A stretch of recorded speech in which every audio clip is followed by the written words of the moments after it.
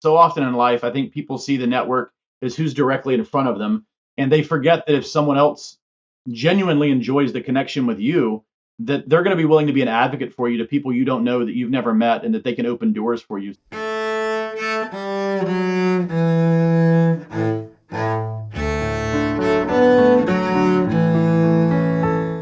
Hi, I'm Joe Templin, author, the Amazon Kindle #1 new release, Everyday Excellence, and Human Swiss Army Knife. This is the Human Kaizen Podcast, conversation with interesting individuals that embody excellence and can help you be better. The Human Kaizen Podcast is brought to you by Gateway Financial Advisors. I have known the leadership of Gateway for years, and we can't guarantee results, but we can always guarantee that these individuals will go out of their way to take care of you and your planning with their full service financial planning firm. My guest today is somebody who I've known for a while. He is the Chief Executive Officer of Farmhouse International Fraternity. He is a consultant and speaks on nonprofit governance. My good friend, Christian Wiggins. Christian, welcome to the Human Kaizen Podcast. Thanks, Joe. I'm happy to be here. Awesome, man. So what are you learning or reading right now, man? Wow, always learning, right? I would tell you, reading, I'm in between reads right now, but most of the reading that I do tends to focus on, as you do, how do you make better decisions in life? How do you take those incremental steps to do more? The research that I'm spending time on right now is actually done through the North American Interfraternity Conference, and it talks about the benefit of fraternity and sorority life, not only in college, but beyond. And so I'm on the research committee. It's a new assignment for me. So most of my reading homework is right there. So pausing between books and digging into a lot of studies. Let's have some insight there because, as my listeners know, and you obviously know, I'm heavily involved in the fraternity and sorority world. What does some of the research show in terms of the value of being Greek? Tremendous value, in fact, Joe. And I'll stick to three buckets to start with. One is that fraternity men, and I'll stick to fraternity men in particular because I'm on the North American Interfraternity Council governing body, and it deals specifically with men, but mental health, which is a huge topic on college campuses right now. Fraternity men, compared to their non-Greek peers, are significantly better. In fact, 80% of fraternity men report good to excellent mental health on a college campus. And when you look at where they're going to get their help, Joe, they're asking their brothers, they're asking their peers, and we know that men in particular make it hard on themselves to ask for help. They're twice as likely to turn to a brother than anyone else. So that's mental health. There's a couple other areas that I think are pretty exciting. One of them is that fraternities are an accelerator for success for college and beyond. One of those interesting stats, not quite stat, but trend, fraternity alumni are finding jobs more quickly after graduation, and they're more engaged in the workplace, which I think is a really phenomenal concept to look at when you're hiring college graduates. And then the last bucket that I'll hit on is that they're creating lifelong connections and friendships on campus, in their community, and beyond. In fact, 78% of them feel a strong connection to their campus and are more satisfied with their experience. And nearly half of them have a volunteer role on campus outside of their fraternity. So we're really finding some phenomenal stats and trends related to men in Greek life. And it's bucking what you read in the paper, that's for sure. Yeah, so I actually have my reunion from Pi Kappa Phi Alpha Tau this weekend, and I think we're expecting over 100 individuals back for the weekend. So I'm looking forward to that one. Well, that's not surprising, especially when you look at the trend where it says fraternity alumni feel deeper connections to their alma maters than their non-Greek peers. And universities have something to be excited about there as well, because fraternity men are 2 times more likely to have a job waiting for them when they graduate than their non-Greek peers. So a lot of positive things for universities to point to when they're thinking about it. There's outside of this study, I think Gallup did a research not long ago, Joe, that said 41% of college students now are men compared to their women counterpart. Of that, only 60% persist to graduation. And so when you're a college or a university and you're thinking about how do I retain more and attract more students, I think the fraternity experience has to be one of the answers to how we get more men in the door, because we know that they should be attracted about finding better jobs, finding better connections, having better mental health. And then when you think about getting them graduated, fraternity men are graduating at a much faster pace than their non-Greek peers as well. Anecdotally have seen this over and over again, but I'm glad to see that there's research supporting this at this point. So thank you for sharing that. That's Absolutely. tremendous, Christian. So, beyond that, what is there anything else interesting that you've come across recently in terms of like the leadership development within the fraternity or world? The research is where I've spent a tremendous amount of my time, and it's kind of all encompassing. There's more than 20 studies that we've dug into, and so I'm always on the look for a book for a good read. If you have a recommendation, I would love one. I had a feeling you were going to say that. Well, actually, there is so much good information out there right now in terms of development. And I'm always a big fan of looking towards what individuals have done with when stuff's really on the line. So, like Jocko Willink's stuff, Discipline, the Academy of Leadership, excellent one to be able to check out, especially if there's a large quantity of military individuals or too much testosterone floating around within your organizations. This is a good way to harness it and be able to utilize it for positive benefit. Yeah, right now the interesting thing is there's so much external stimulus going on in the world that I live in, which is fraternity and association management. We're leaving COVID, which saw tremendous impacts on college campuses around the country. We're seeing a staggering cost of college continuing to rise without a lot of control. We're seeing inflation, which is certainly having its impact on everything from food prices and how you operate a facility. We're seeing the coming trend, which is a major dip in college enrollment, and we're seeing the brutal battle, from media on the fraternity experience.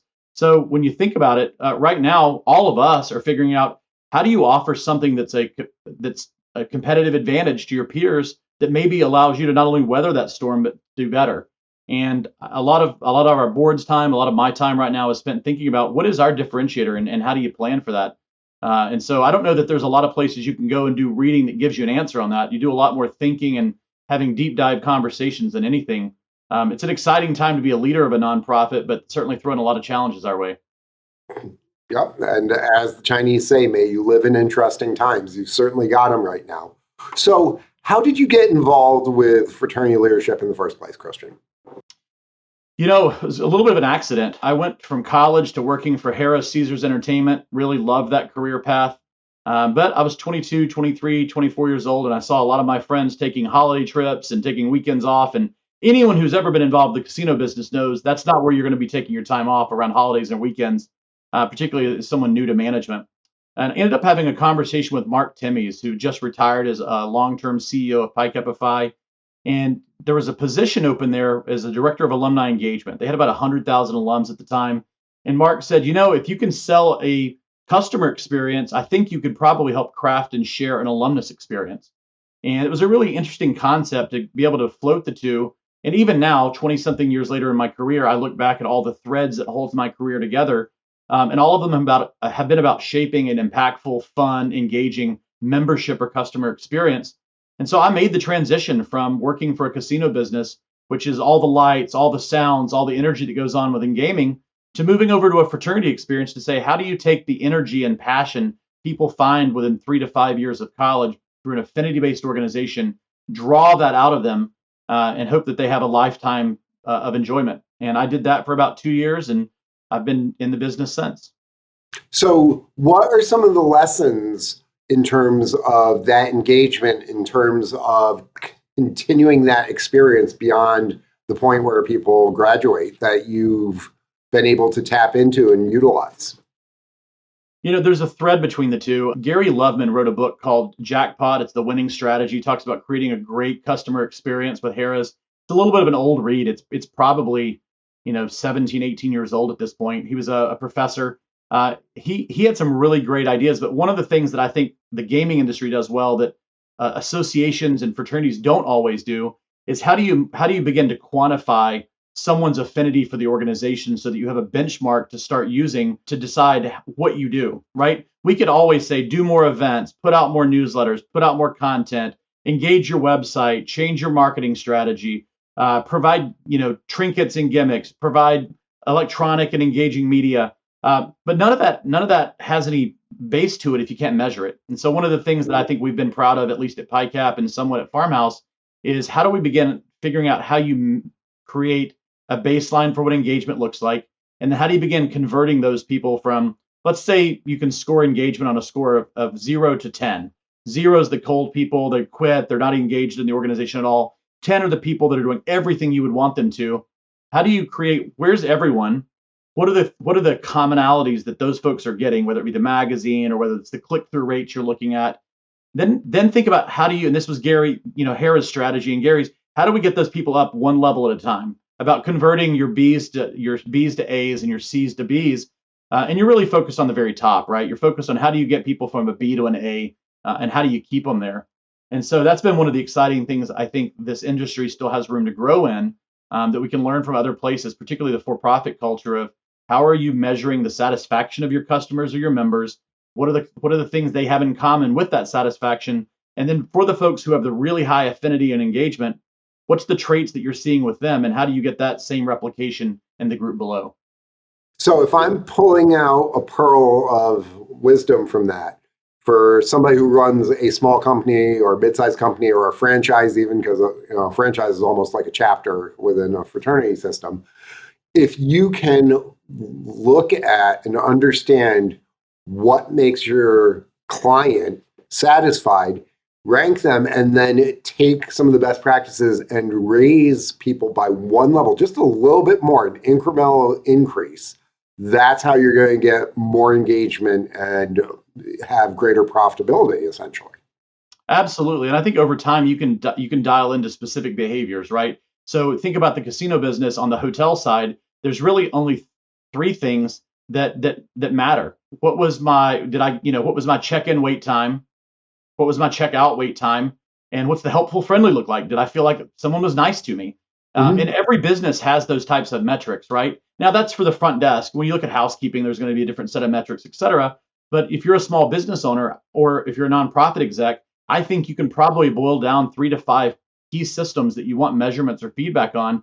No one wants to click through a survey or an assessment that says, this is going to take you 20 minutes. You're going to lose a lot of folks there, a lot of folks in the middle. But if you can find something that someone can give you 20 seconds worth of feedback on, and you can standardize it so that the data is the same from one customer to another, I think you can begin to hone in on what are the behaviors you want to change.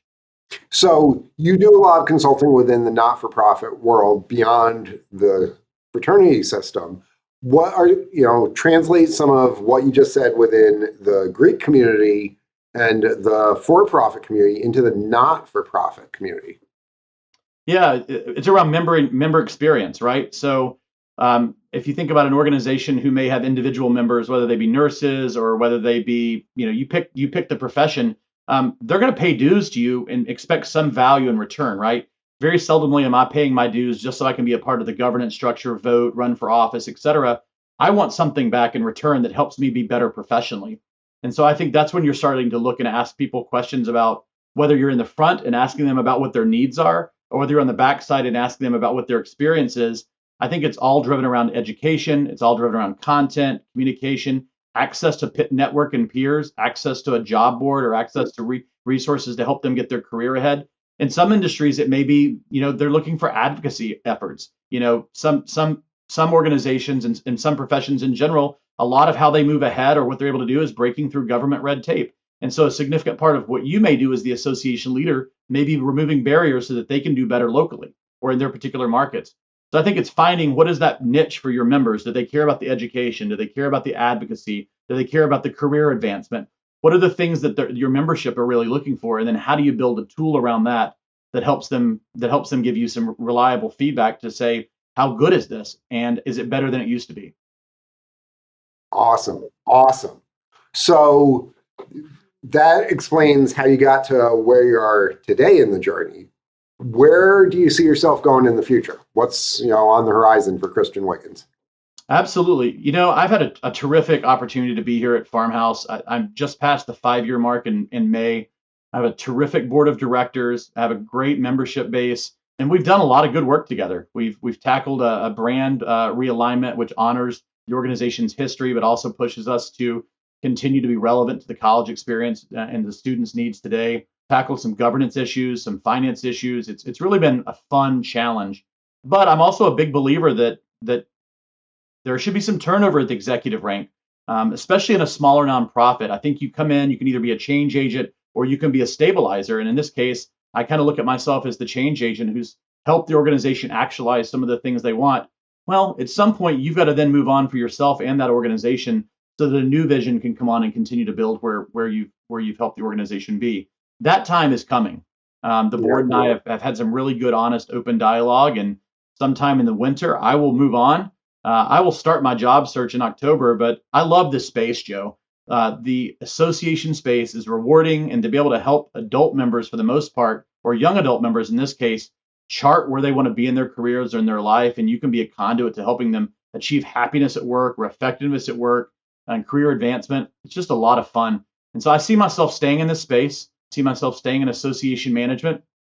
Ideally, I would maybe move over to the trade space out of membership associations, but haven't closed that option off. I'm right now really rethinking and making good networking connections, polishing up the resume, as you know, cleaning up what you've done and where you want to be, and giving myself some time. I think so often in life we run from one opportunity to the next, and we don't give ourselves even either a cooling off period to think about, is this the right path for me, or am I closing off maybe a chance to recharge as well? Because I see CEOs all the time jump from one business to the next, and the entire experience on the next group of people you lead is dependent on you being able to disconnect from one project, move to another, and hopefully have had some time in the middle to recharge and to be a better leader.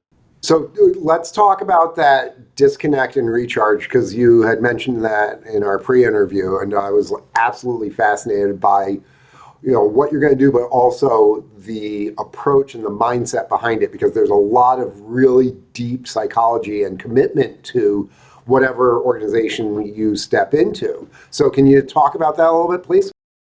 Yeah, I don't think, there's a mentor of mine who he once said, Christian, you really need to take a vacation for 2 weeks. And I was like, why would I take, and this was without transitioning jobs. I said, why would I take a vacation for 2 weeks? A week seems more than enough. And his name's Jeff Wallen. He's a PI Cap as well, Joe. You probably know Jeff. He's an attorney in Florida. He's been a chair of our board. And he said, every year I take my family to Jackson Hole. And the first week is really about disconnecting from the world and untangling your mind from all the things you've left behind. And the second week is really the week you start to get some true vacation and relaxation and recharge. And I've done some of that since then. And it's been helpful. Same thing's true, I think, in a job transition, but maybe even more so important at an executive level, that you hurry to wrap up everything you've got, your friendships, your connections, your projects, your board and your board governance, hopefully planning and transition for the person that follows you. And then you go from that to learning about a new organization, re-networking. I just don't think your brain gets a break. And I'm a big proponent, at least at this level, that a month or so off between jobs, and not, you don't need to spend that month packing up your house either. That's not the point. The point is that you're going to find some time to truly recharge, do some things you've wanted to do for a while. Maybe it's travel, maybe it's read a book, maybe it's take a vacation with your family, especially if you've been someone who, you've prioritized work highly against your relationships.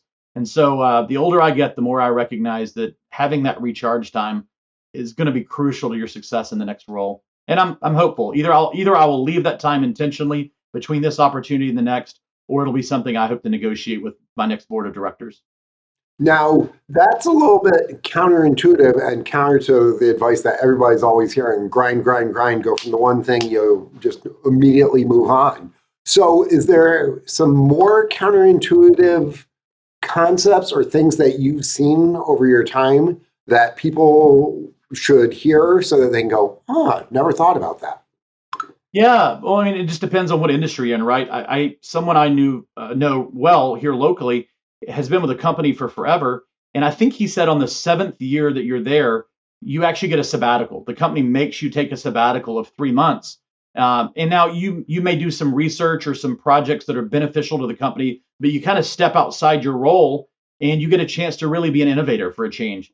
Think about that. If we all looked at our workforce and said, the people who have been around the longest, that have the most institutional knowledge, know how the business works, knows the ins and outs of the industry, what if we gave them a little time to get away from the operations of their job and gave them a little time to say, you know what, we're not asking you to work all the time, but here's one project we'd like for you to focus on for X amount of time. And by the way, we want you taking some time away while you're doing it. Would that person not come back recharged, refreshed, and would they be adding a differentiator to our business when they come back? And so I think that the rest and recharge can look different depending on age and stage.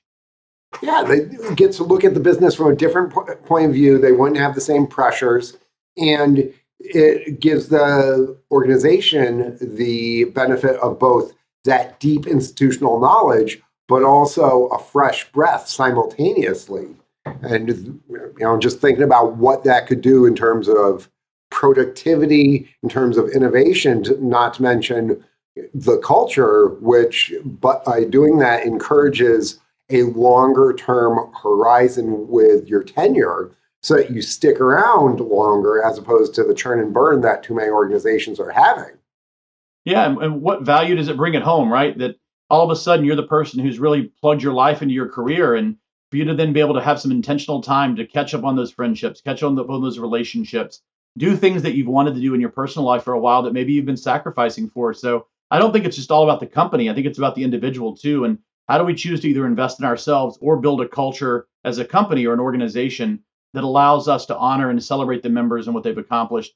And I think that spirit of innovation can't be given enough credit, that we all get in the grind and we end up being so focused on the map ahead that we forget to pull over and check the GPS and see if there's a better route to get there. Good analogy too. Good analogy.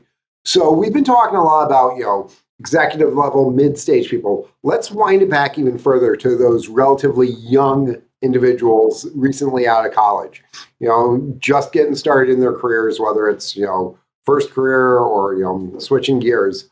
What sort of insight do you have to share with people in that space, Jeff? Christian. I do think you mentioned the grind. I think that when you're right out of college or you're just getting your career started, you do have a lot to prove. I was over at Mizzou last night, the University of Missouri at Columbia, and spent some time with a few hundred freshman students, first-year students who had just joined fraternities. And that was one of the things I advised them. I said, the advantage you all have tonight over the seniors in your chapter is that you have the ability to have an intentional 4-year experience. And I'm encouraging you to do that tonight. That what are the things that you want out of your college experience? Write those down. Be able to start thinking about, what organizations do I want to be in? Do I want to be a leader in those organizations? What type of grades do I have? What types of internships do I want to have? What do I want to be when I graduate? What relationships are important to me? There's so many different spheres that you can look at and measure in. And I think new graduates, it's the same. You've got the college door behind you. What's next? And I think that planning is important. And I think bite-sized planning is very important. You can have a long-term vision. But what are the little bitty incremental wins that you have each day, each week, each month, each year? And then it's the grind. So aside from planning, it is the grind. There are going to be some sacrifices, I think, as a young leader, you have to make to get where you want to be in life. That doesn't mean that you can't benchmark and say, I'm going to spend 2 days a month on things that I want and I'm going to disconnect on those. That's great. That could be a part of your strategy. But I do think if you're, under the age of 25, I say you've got to be all in and you've got to be willing to sacrifice some things to get where you want to be long term. Sure, there's always exceptions to that, but most of the people that I spend time with in my life who do it big when they're young understand that you got to come out of the gate strong and it's got to be in the direction you want to run. So that means there's some intentionality behind it. And one thing about those young leaders just getting out of school, that it doesn't even have to be a leader, that I encourage is stay in that learning and growth mode. Because I've seen too many statistics about people who graduate from college and basically they're done learning. They're done reading. They're done growing intellectually or in terms of their skill set and development as human beings. And it then caps them out way too quickly. So you're 23 years old, you're 25 years old, you've just gotten out recently out of college. You're used to studying 5, 6, 7 hours a day. Not asking that you do that, but if you keep studying 15 minutes a day, 30 minutes a day, and it doesn't have to necessarily be formalized like working on an MBA or anything like that, but if you continue to develop yourself, that's going to help you in terms of having that diverse skill set so that if you switch jobs, the company shuts down, they want you to move into management or what have you, you are better positioned for that next move. Well, absolutely. I mean, and I think the nice thing about today versus, when I was coming out of college was the variety of content that you can get is extreme. You can go from a podcast to a newsletter, an e-newsletter to a website to a video content to a book to cliff notes. There's just so much content in so many different formats. The excuse of I don't have time to learn just really doesn't hold for me. I look at John Spence. I don't know if you have John Spence's, daily e-newsletter. He has a terrific leadership newsletter that goes out that covers a wide variety of everything of here's what I would be reading if I were you to here's almost a little case study. His is fantastic. Every day I read the ASAE, American Society of Association Executives. I read their daily, churn of everything from a profile of it may be strategic thinking one day. It may be using technology to drive better solutions another day. It may be managing the Great Resignation. And these aren't long reads, but they're great resources for a leader, no matter what your age is. And I think depending on no matter what your industry, you're going to have a trade association. There are plenty of leaders that you can follow that have quick podcasts or quick digests that you can read. And some of these folks may be in positions to share their experience as well. I don't think we should discount that there's a lot of young entrepreneurs out there who are learning and experiencing things that the rest of us could learn from, and they shouldn't be afraid to capture that as they go.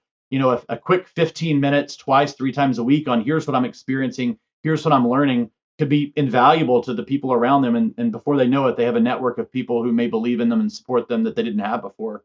Let's talk about that network, because that is one of the reasons why a lot of people go Greek, but a lot of the reason why some people join trade associations and beyond that. So talk a little bit about building a network and maintaining it, especially through the past few years that we've been through that have not exactly been easy.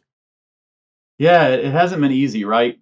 Well, a few things about a network. One, I think you've got to be genuine. People see through folks who want to use a network. I think the most genuine way you can build a network is to offer to be a network to other people. And I think that you've got to be sincere about that. I worked, probably for a few hours to put together the presentation I gave last night. I probably could recycle that presentation and give it a few more times and make money. Instead, I told the students in the room, if you want that data, if you want the information I shared, let me know and I'll send it to you for free. I'm sincere about that. I don't expect that person in the room is going to turn around and offer me a job. The people in the room aren't going to turn around and offer to come work for me. But if I have an opportunity to create a better world or a better resource set for someone else, why wouldn't I? I have a person who's probably about 6 years younger than me who emailed me yesterday and said, could you give me some time? I want to transition from professional fundraising for a university to being an association management. Absolutely. And I'll move mountains to get that person on my calendar.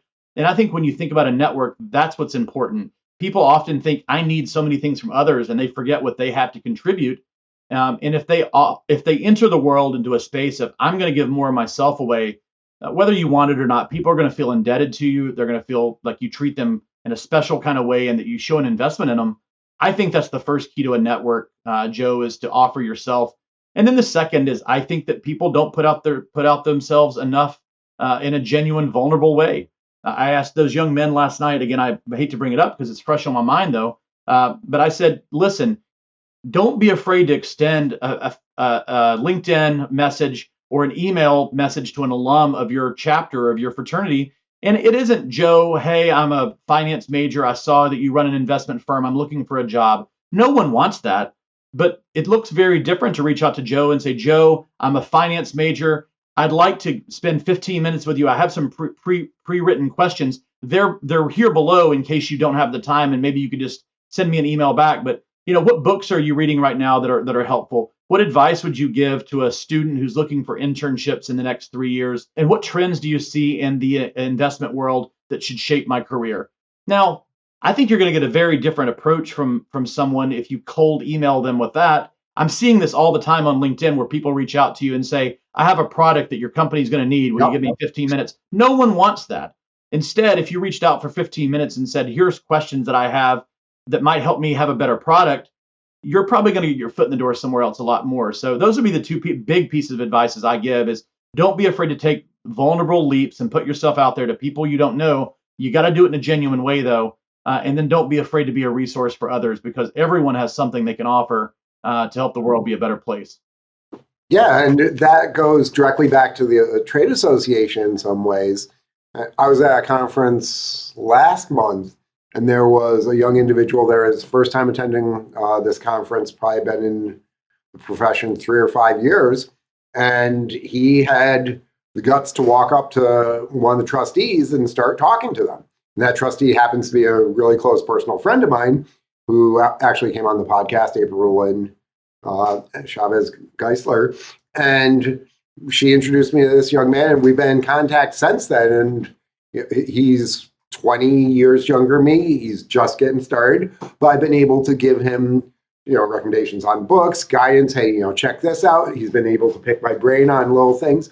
And that is one of the beautiful things about having a network, because if you reach out to somebody with more gray hair like us, we might be the right person to help that younger individual out, but we have our own network that we can tap into and set them up with somebody else that might be an even better influence on them.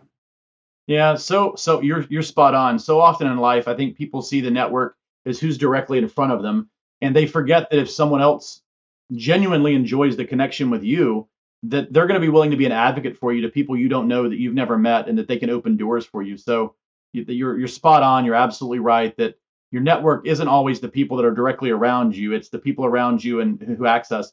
Someone's really smart once told me, I was young and I thought I knew it all. And I said, gosh, it's always about who you know. And the person said, that's not true. It's about who knows you. And that's so kind of to the point of having a good network, is you want to surround yourself with people who are always championing the other people in their life.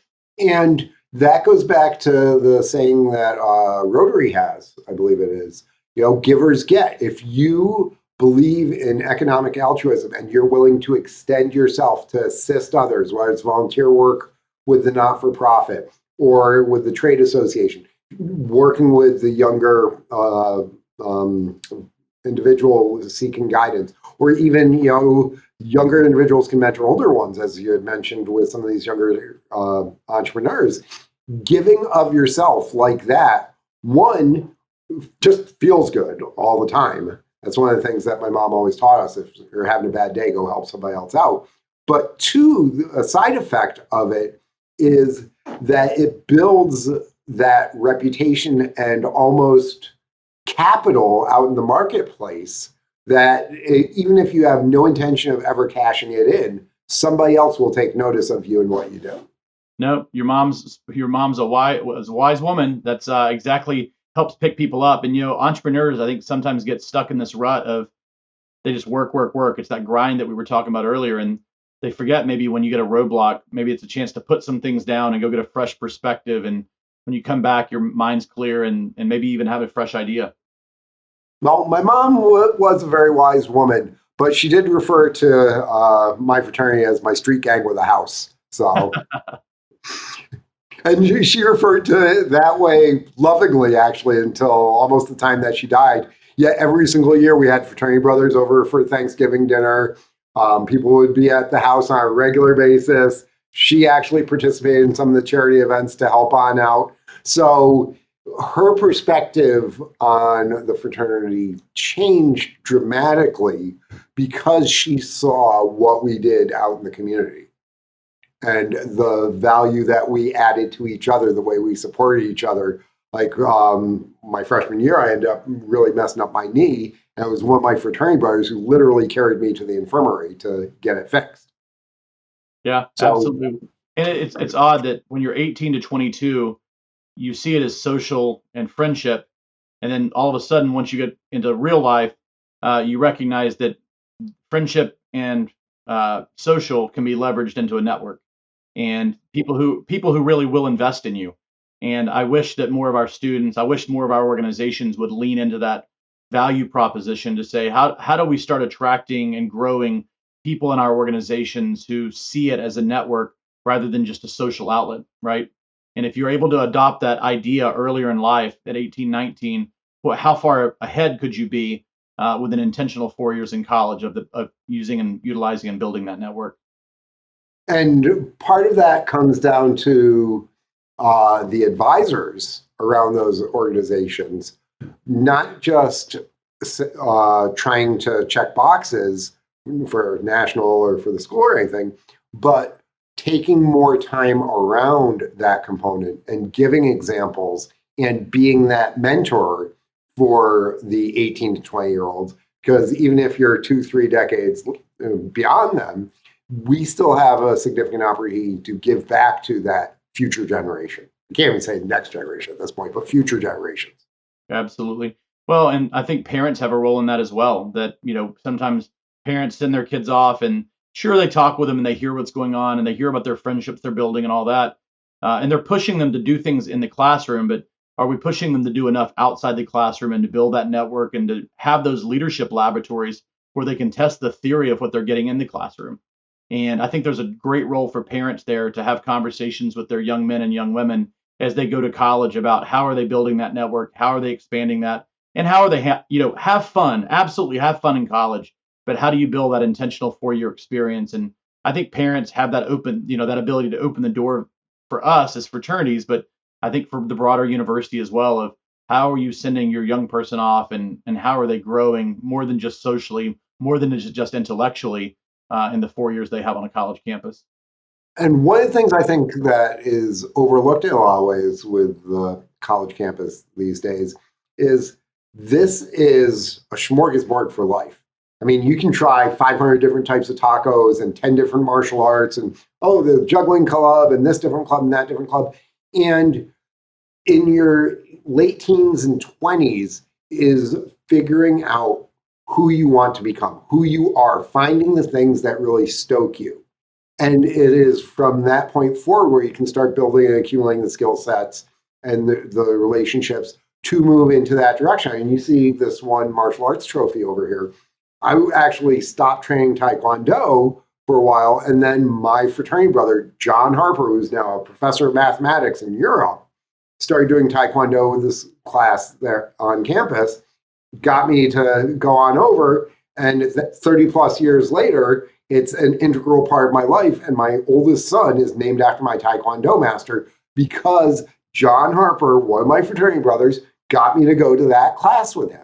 And it has literally changed my life. And there are so many of these opportunities that are presented to our young men and women that they're not taking advantage of. Well, you're correct, but sometimes they just need a different stimuli in their mind, and that's why I suggested parents, I think, can play that role. That so often, I see parents, not just in the fraternity experience, in the college experience as well, they give their son or their daughter a pass because they want them to have a good time, they want them to settle in, they want them to enjoy their time, and they're forgetting to ask some of the key questions around, how they're engaging and what they're getting out of it, and sometimes not being afraid to say, why don't we try that in a different way, or why don't we stick with that a little longer? Because sometimes it takes a little while for us to find success in something. Just because you don't like the first time doesn't mean it can't be a good fit.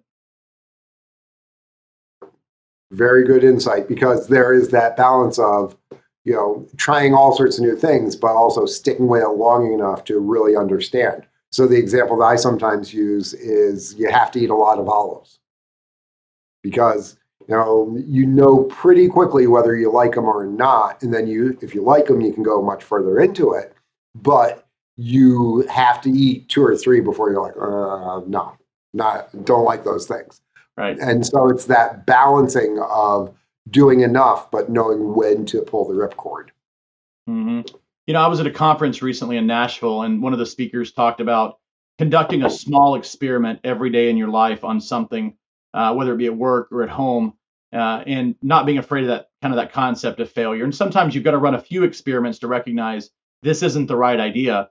And it all kind of started from him of saying, as a leader, replace that will never work when someone brings you an idea, or when your kid brings you an idea, and say that'll never work, or we've done that before. And instead asking, show me your data, what's your hypothesis, and what's your experiment. And it's okay to fail, and being okay with creating that space, because there have been some really, really great inventions in life, and some good ideas and great businesses that have come out of a failure of one idea where you thought it was going to work and it actually worked better somewhere else.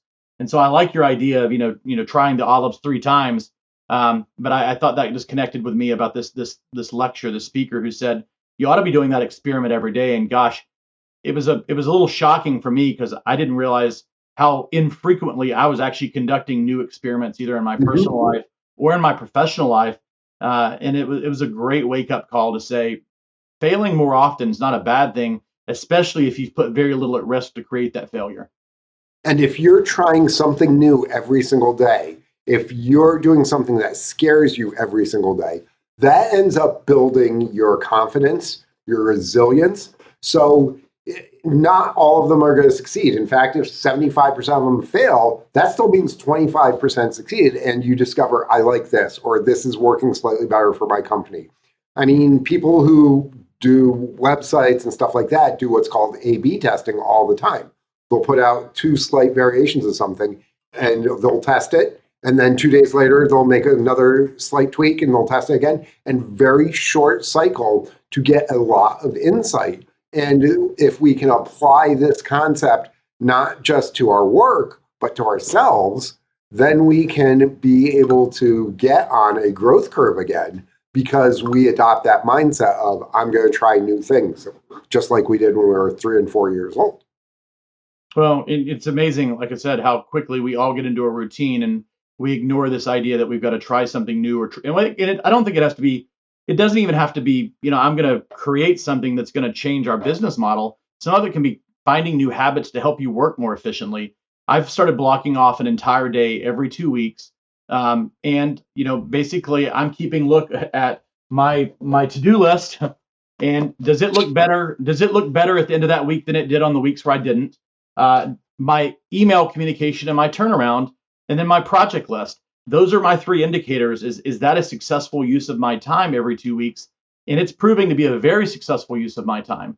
That's an experiment, right? I wasn't doing that before. I had to do something to shake up my work routine to try to figure out how do I move the ball ahead on my response time, my to-do list, and the projects that I'm responsible for at work.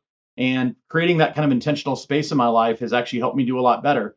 For some other person who's an entrepreneur, that might not be the experiment they've got to run in their life that day or that week. But for me, and I started doing this probably 4 weeks ago, 5 weeks ago, made a big difference in my work product. And so I would encourage people to kind of embrace that spirit of testing, experimenting, because I don't know, I'd gotten out of the habit, and it's definitely for the past few weeks. That one example, there are others, but that example of being able to experiment on a more regular basis has shaken up my life and made me more productive. And that is very much the essence of human Kaizen right there. Try things out, and if it ends up making things better, you keep doing it. Christian, I think that's actually a great place for us to start closing this up because that was a great pearl of excellence right there. Do you have any last comments or words for our listeners? My last point would be I shared earlier in the podcast about having that big break in your transition moments in life, whether it be from job to job. The other piece that I've embraced, and you and I talked about this on kind of the pre-interview, don't discount kind of the personal wellness part of your life and how that impacts your ability to make good decisions, have good relationships, be more productive, and for me, that started during COVID. I decided to really, I ended up with COVID, ended up in a really rough space physically, began working out, eating better, sleeping better, taking better care of myself after that, and lost basically 50 pounds. And, the following months, year that followed that COVID infection. And that changed. That's not a choice that I made to get COVID, but certainly I had some choices to make on how I was going to follow up for that. And I've maintained that routine. And I would encourage your listeners and folks watching this to really think about, where does wellness fit in my life? And there's multiple dimensions of wellness, right? But where does wellness fit in my life? And to the same concept I said earlier, what are the small changes? I didn't start doing everything at once. I decided that I was going to start. I got a dog and I began walking my dog every day. And I went to the gym and I walked on the treadmill or did the elliptical. And I did 2 miles. There was nothing crazy. And I built myself up to where I could to be a lot happier. And so we're getting back in that post-COVID life where people, I think, are forgetting we found relationships, we rekindled relationships, we became better communicators in some cases, We found better work-life balance. I think I'm seeing a trend where people are starting to trickle away at those things. And I think maybe let's just not forget the reminder that wellness matters, and it makes you have a better rounded life everywhere, and start with the small wins. You don't have to do everything at once. So, as Zeno Saitium says, well-being is no small thing, but it's made up of little steps. You didn't put on the 50 pounds overnight. You didn't take it off overnight, but you realized it, and you've created now habits that hopefully are going to continue to help you with that physical health, emotional health, and in terms of how you perform your job functions in terms of being a leader in many spaces. Christian, this has been absolutely awesome. Thank you for coming on, my friend.